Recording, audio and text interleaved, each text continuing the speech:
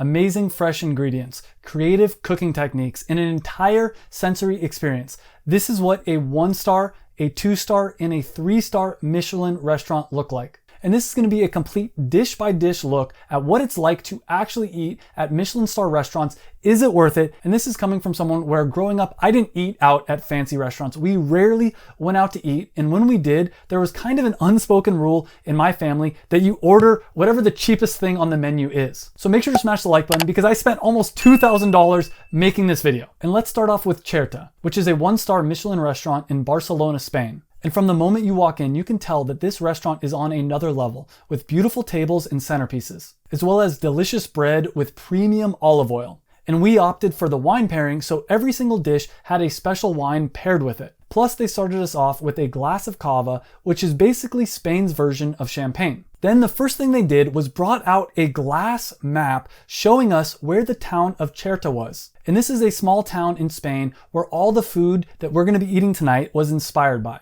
They then immediately brought out a tray with 6 tapas-style starters, including an oyster with a special sauce that you add yourself. They then brought out more bread and more wine, which led into the next dish, which was oysters with orange. After that, there was another wine pairing with a shrimp dish where they pour the soup in the dish for you. Next came one of the most memorable dishes, which was a pigeon and rice dish, which they served in a miniature replica house that was similar to the style of the Cherta area. And the best part of this was there was actually smoke coming out of the chimney, which was burning herbs that smelled amazing. This dish was served with an amazing wine. After that was a fish plate and a duck plate that also had a delicious wine paired with it. And to finish, they served us 2 different desserts, each of which were paired with an amazing dessert wine.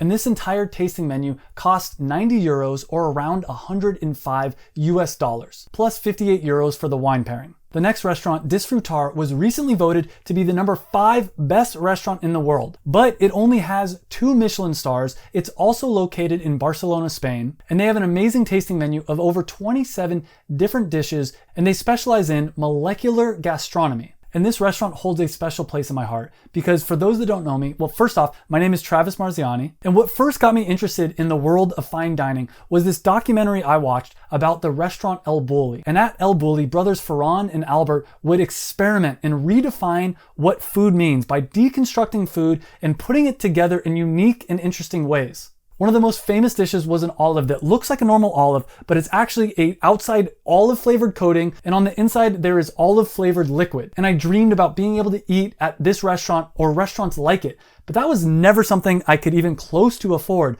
up until recently. In the last few years, I've been able to build some successful online businesses and really figured out how to make money online. And to celebrate my freedom, I spent a few months traveling around Europe, including Barcelona, where the Adria brothers now call home. And they had a restaurant called Tickets that was made famous by the show Chef's Table. But they closed that restaurant, they closed El Bulli, and so my dreams were kind of crushed until I found out about this restaurant Disfrutar. And Disfrutar, which means to enjoy in Spanish, was started by 3 different alums from the El Bulli kitchen. And although at 210 euros per person, I was a little bit nervous about going to this restaurant because it's so expensive. I knew that I had to go now before it closes, like so many other great restaurants that I've wanted to go to have. Now, there was a ton of amazing and memorable dishes on this menu, and I won't go into detail about every single dish, but I will share with you some of my highlights. They started out with a frozen passion fruit ladyfinger with rum. After that was a dish called the beet that comes out of the land with lychee and roses with gin. They had a pancino filled with caviar. Then they brought out the savory walnut candy with mango, tonka beans, and whiskey. Next, they made smoked apple cider right at the side of the table, and it was paired with an Izdebal cheese. They then gave us a unique gazpacho sandwich, which was paired with a glass that they put a drop of 75-year-old vinegar in,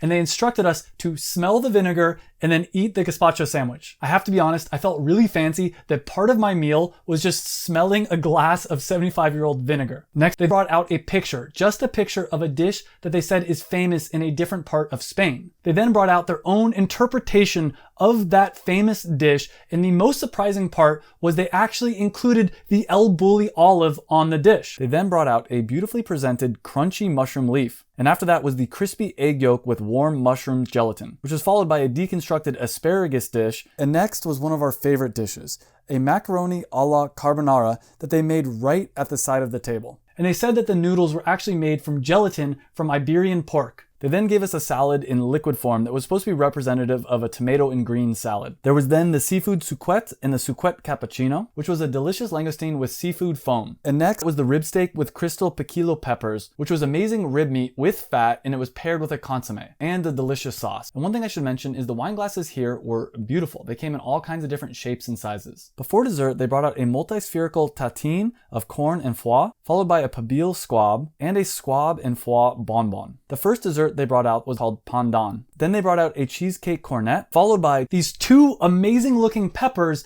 that actually weren't peppers at all. They were chocolate. And for one of the desserts, they brought out a 75-year-old whiskey and poured a few drops in our hands, told us to rub our hands together and smell the whiskey in between taking bites of the dessert.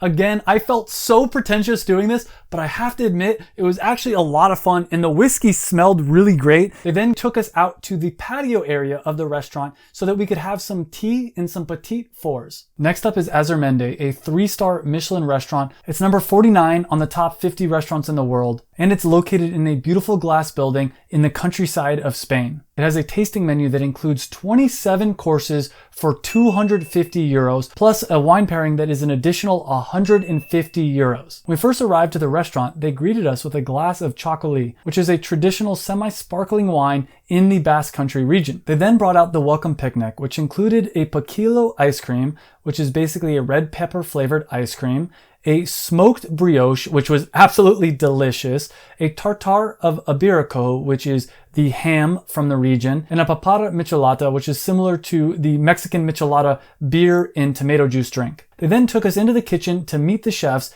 and enjoy the truffles table. They created a truffle egg by removing some of the yolk of an egg and filling it up with a truffle sauce. We also had a truffled meringue that had a real piece of truffle in it, followed by a vermouth marionado that had some delicious foam on the top, and they even had a box of real truffles on display. We then went into the greenhouse room for another 5 delicious dishes. They started off this experience by creating rose-scented fog that they asked us to inhale and enjoy the scent before they actually plucked 2 roses that I thought were just normal roses that were actually a daiquiri rose flavored sorbet. After we enjoyed that, we went on to try a sample of fermented apple, or basically an apple cider, followed by a grilled and roasted red mullet. And after that, they showed us what smoked salmon roe looks like, and we got to try a nori roll of smoked salmon roe and caviar. And the final dish in the greenhouse room was the kai pirtka, which I can't pronounce, but it was delicious and surprising. It was full of flavor and had a delicious liquid on the inside. After this, they took us into the main dining room,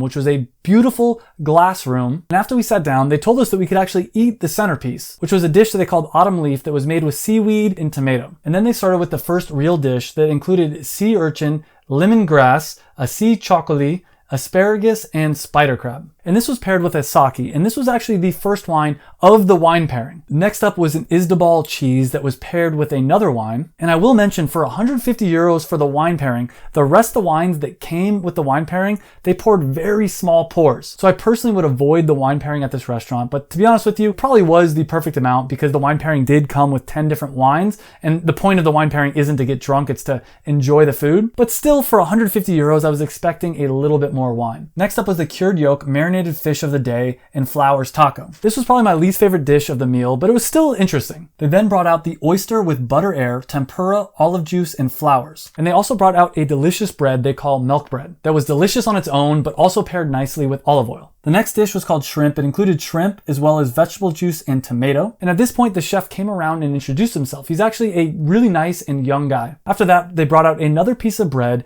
and the cod tart. And for the bottom of the cod tart, they actually used the cod skin. This was paired with a unique white wine from the region. And the waiter told us a story about how the wine was dedicated to all the mothers of the people that worked at the vineyard. After that was a roasted and peeled lobster with a grilled pepper juice and a purple onion from Zaya. Next up is a famous dish from the region called coco cha, which is a white sauce dish where they actually use the cheeks from fish to make this dish. Specifically for this dish, they used the hakefish. And it was paired with the most local wine I've ever had because the grapes were actually grown on the vines right in front of the restaurant. But again, this was probably the smallest pour of wine I've ever had at a restaurant. Next up was the Iberian pork with Isdabal cheese bonbons and pesto, which was paired with a delicious red wine. They then brought out a giant snow cone machine that they said was a traditional type of dessert from the region, and they made an iced mojito, which was equally fun and delicious to drink. They then brought out a dessert called herb chocolate-infused curds with honey and 1,000 flowers. This dish was delicious and fun to eat, and they paired it with a unique chocolate milk tasting liqueur. They then brought out a sweet apple cider that paired nicely with the final dessert, and it was called Black Olives and Cocoa, and it included an olive ice cream as well as a few other chocolate desserts. We then got up and went to the final room that had an amazing view so we could enjoy some tea and some petite fours. But we ended up asking for one of each, and they gave us 8 little different unique treats. After a long and delicious meal, this was a great room just to sit in,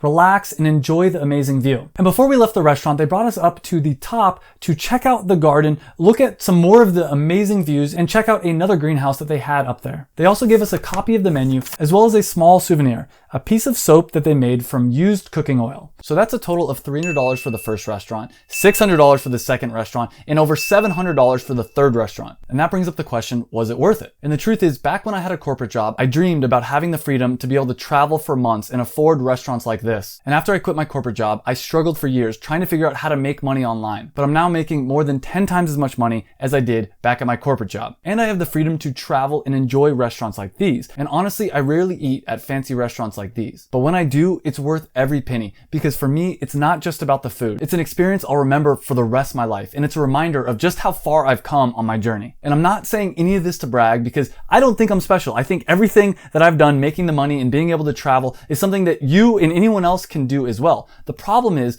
most people are stuck in a job where they have to work 40, 50, 60 hours a week. And if they work their butt off at the end of the year, they get a 5% raise, and they only have a few weeks a year to go on vacation, which is crazy because right now there are insane opportunities to be your own boss, to work from wherever you want to work and make money online. And I made a video sharing the 5 ways that I actually make money online. And each one of these business models are a huge opportunity that most people are missing. So click on that video and I'll share with you what I think the biggest opportunities are right now to make money online.